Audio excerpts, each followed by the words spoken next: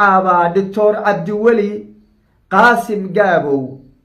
وحاو كمدها مشرحينتي ama isbedel doonkii magaalada Kismaayo tagay Axmed Madoobe ka soo horjeeday sida marka laga fiiriyo sawirada kore marka laga eego de qofka qulubtiisa lama garanayo wax uu qarsoon ninka waliba waxa laga dhigtay afayeenka musharaxiinta garab waliba midowga musharaxiinta kamida ayaa afayeen ka dhigteen garabka ka dhigteen waa garabkii u gacan taagay bedel amanana Ilyas bedel kiboose senatorkaas iskugu caanashubay magaalada Kismaayo maalin ka hor inta Axmed Madoobe isku caanashubin uu soo diray ninka la yiraahdo Xamse Cabdi Barre garabkaas marka waa garab Xamse la shaqeynayay oo la garanayo Xamse iyagu u shaqeynayay bay ahaayeen garabkaas intooda badan hal mar baysay musharaxiin loo haabay isbedeleen وجه كليبا لا soo baxeen bedelkii boose ku caanashubteen Ilyas bedelkii boose oo laba maalin isagu musharaxnimadiisu la ogaaday laba maalin gudood baa lagu ogaaday dib markan ka tixraacnay muuqaalo badan baa ka sameynay waa kan idin la wadaagayna idhi ninkan waa la soo dirsaday nin baa soo diray waxaana lagu kala jabinayaa musharaxiintii isbedel doonkee Jubbaland ee xalaasha wax ku qabsan lahaa ee ummadda reer Jubbaland inay badbaadiyaan u istaagay baa lagu kala jabinaya waa la kala jabiyay ra'iisul wasaaraha kala jabiyay gabigoodaba qaybtii marka Xamse raacday ayuu horta ninkaas lagu tirinayay maalmihii dambana wuxuu ku sugnaa magaalada Muqdisho waxa uu baraha bulshada la soo galiyay ninkii waa la afduubay oo maalmihii ugu dambeeyay waa la afduubay baa taagnay oo ninkii lama hayo waa la afduubtay ninka baaritaan dheer oo sameeyay waxaan ogaaday inuu ku sugan yahay magaalada Nairobi ila waliba isaga ka agdhow saaxiib la waliba ila lagu kalsoon yahay rag waaweyn oo rag culculusa ayaa ii xaqiijiyeen magaalada Nairobi inuu joogo isagana wuxuu soo qoray oo bartiisa ku soo qoray alxamdulillah waan bad qabaa inta iga walwashanay waan fiicanahay buu soo qoray oo boggiisa uu soo geliyay Facebooka ninkaas marka waxa la sheegay oo warar hoose ay sheegayaan la xaqiijiyay inuu marka leeyahay dawladda federaalka ay afduubatay dawladda federaalka ilaa Axmed Madoobe Muqdisho waxba kama afduuban kare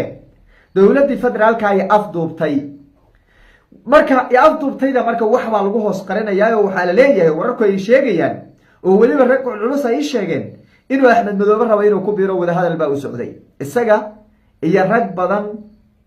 oo musharaxiintii kamida Axmed Madoobe ay wada hadal la galeeno Axmed Madoobe wax ku qanciyaan wuxuu ku qanciyay garan maayo ninkan meesha iska fadhiya 14 sano ee aan haysanin mandate saxa aan ku fadhinin kursiga sifa sharci aan ugu fadhinin waqtigiisii uu dhamaaday ee meesha iska fadhiyeen doorashada ku joog waxba aan ku joogin anu wuxuu ku qancin kara garan maayo laakiin waxa la leeyahay waxbuu ku qanciyeeyo nimankaas waxay iska dhiibi rabaan magaalada Kismaayo waligay iyo Allah ma arag damiir xumo ka xun nin isagiiba go'doona oo ku jira oo meel uu ka bixi kara jirin oo isagiiba waxa weeye maanta aan ka dhex bixi karin magaalada Kismaayo oo aan kursigiisa sifa sharci ugu fadhinin waqtigiisa dhamaaday rag hadana uu kala orotamaya warinku muxuu wataa masixir buu wataa Axmed Madoobe maanta cid isku dhiibaysay bal ka warrama ka aragti duwanayda maanta la aragti noqonaysa Axmed Madoobe ninkay maanta u tago dhahaya Axmed Madoobe isku dhiibiyo heshiis la gali ka warrama waa qof aan damiir lahayn runaantii nin isagiiba go'doona bulshadiisii waxa weeye maanta cid walba dambi ka galay iyo dulmi ka galay 14 sano maanta wax la dhihi karo waxaas uu qabtay aan jirin maanta ayaa loo kala dolay rag baaba u tagayaba waayaan tareyntada la runaantii horta ninkaas marka xogtaas baa iga soo gaadhay rag aan waxa weeye lagu kalsoonaan karo odayaala isaga qaarkood waliba la socdo waliba hal iyo laba aan ahayn ayaa horta arintaas ii xaqiijiyay wixii ka soo bixi doona garan mayno laakiin waa arin la ii xaqiijiyay way hadduu wax ka soo kordho oo ninka lagu been abuuranayo oo gaf ay ku tahay isaga bay la soo hadli doono oo bulshada Soomaaliyeedna waa la wadaagi doonaa haddii ay gaf noqoto raali gelina waa ka bixin doonaa laakiin odayaal baa arinta ii xaqiijiyay isaga ka agdhow waliba ayaa arrintaa ii xaqiijiyey waynu eegi doonaa taasi waa midda labaad musharaxiintii saddex garab bay u kala jabeen garab xamsey raaceen oo waa garabkii bedelkii boose waxa weeye ku caana shubtay garabna iyagana waa garabkii kale cabdulaahi cali barri iyo axmed saafi iyo iyagu waxaa la yidhi war annaga labada dhinacba waa khalad bay dheheen oo meel cad bay ka istaageen waxaa la yidhi isku caana shub axmed madoobena kama ogelin bedelkii boosena kama ogelin bay dheheen mowqif adag oo dhexdhexaad ah oo bulshada reer jubbaland waxa weeye loogu adeegi karo ayay ragga ka istaageen garabna waa garabkii waa omaro keligii unaan dhahne iyagu waxa weye saddexda dhinacba meel bay yuu ka istaagay oo dhinac buu oga istaagay walow xan hoose ay jirto oo laleeyahay xoogaha duqa axmed madoobey ku fiican yihiinoo waxbaa kula raadin doonaayen iyahow hay-adaadina iska keenso jubbooyinkaa kaaga shaqayso hubkaadiiyo waxaadina waa kuusoo celinayaa guryahaadiiyo businesskaadana waan kuu fasaxayaa xoogaagii damageka ku gaadhina waan kuu tuurayaa waxbaa la yidhi laakiin isaga afkiisa haddaan xugmino duqa omara yayna ku fogaanine isagu saddexda dhinac buu ka taagnaa markii afkiisa laga qiimeeyo wuxuu yidhi anigu nabadoon amniga iyo ka shaqeeyaa midaynta bulshada ayaa noqonayaa buu yidhi 5 sano ee soo socoto halkaas buu ka baxay isagana isagu marka kasi hadal badan male xagga inooga dhig labadan marka garab ee isku caana shubka iyo caana shubdiidka labadan labada garabkii isku caana shubkee bedelkii boose ku caana shubtay labay haddana u kala jabeen qaar waxaa la yidhi waxaad yeelaysaan idinku waxaad leedihiin baashaa laynii dhiibayaa qaarna waxaa la yidhi xilal baa laynii magacaabayaa qaarka la yidhi xilal baa laynii magacaabayaa waxaa ka mid a cabdi cali raage oo la yidhi safiir baa lagu magacaabayaa safiir xoogaana hoostaa looga dhiibay baa la yidhi safiir baa lagu magacaabayaa qaarna bedelkii boosey ku yar gowracan yihin idinku waxaa la yidhi xilal baa layna siinayaa bedelkii boosena dad bay inigu dhow yihiine ninkaa ku caana shuba bedelkii boosihii lagu caana shubay iyo kuwii ku caana shubay intoodii badnayd magaalada kismaayoay xabsi guri ku yihiin oo kama bixi karaan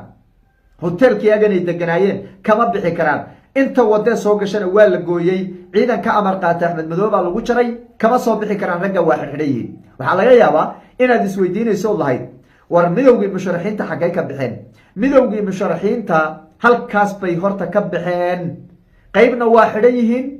qaybna xamsa hoosta gashaday ballanqaad buu sameeyey in la hirgelin dooniyo inaan la hirgelin doonina lama garanayo inay hirgeli doonin bayna u badan tahay oo intooda badanba walaac ayay ka muujinayaan heshiiskii xamse uu la galay taasina waa midaas oo midowgii musharaxiinta qaybtii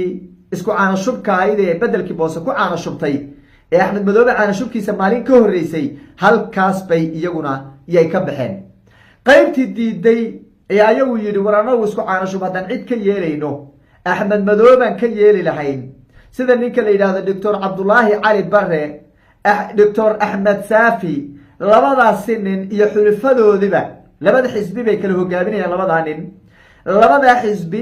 labadaa nin iyo xisbiyadoodii iyo xulifadoodiiba bannaankay iyagu weli ka taagan yihiin waxayna leeyihiin war wax reer jubbaland wada leeyihiin oo reer jubbaland ka midaysan yihiin waa in la sameeyay leeyihiin oo iyagu bannaankaas bay weli ka taagan yihiin halkaas bay iyagu ka taagan mowqifkooda weli waxba iskama bedelin waxaana rajaynayaa in wadadaas xaqa iyo xalaashee xorta in lagu soo dhici doono layskugu imaan doono ay noqon doonto wadada jubbaland iyo mowqifka jubbaland lagu badbaadin doono inuu kaa noqon doono ayaan rajaynayaa marka midowgii musharaxiinta sidaa howla socda insha allahu tacaala dhinacan kaleeto jubbaland waxa ay ka jawaabtay eedii la xidhiidhay in diyaarad ka mid a diyaaradaha gudaha soomaaliya ka howlgala magaalada kismaayo ay ka afduubeen oo si xooga ay wafdi ugu qaaday jubbaland magaalada doolow ee gobolka gado waxa ay sheegeen diyaaraddaas inaysan afduubin inaysan xoog u adeegsan inay ka kiraysteen oo intay kiraysteen doolow ay ka degtay oo ay dhaqaale ka bixiyeen dhaqaale ay ku bixiyeen oo ay kiraysteen bay sheegeen halka diyaaradduna ay sheegtay in la afduubay oo afduub iyo xoog lagu kaxaystay diyaaradooda oo ayagu aysan lug ku lahayn isdiidooyinka siyaasadeed ee dowladda dhexe iyo maamul goboleedyada. adkaatay marka shirkadihii bay hadda baasha usoo dhaadhacday. siyaasaddii axmed madoobe iyo xasan sheekh maxamuud waxaa la dhex dhigay shirkadihii ganacsiga ee privateka ah ee ummadda soomaaliyeed ay qutulyoomkooda noloshooda ka raadsanahayeen, bulshada soomaaliyeedna loogu adeegayay bay horta baashi la dhex dhigay. dab baa la dhex dhigay. jeg shirkadda hadda kismaayo kama degi karto, doolow kama degi karto, meelaha axmed madoobe loo malaynayo o dhan kama degi karto. dhibaatadaas baa loo horseeday, dhibaatadaasaa loo horseeday. taasi marka waxaan ka lehay diyaaraduhu nin jabhada oo meel haysta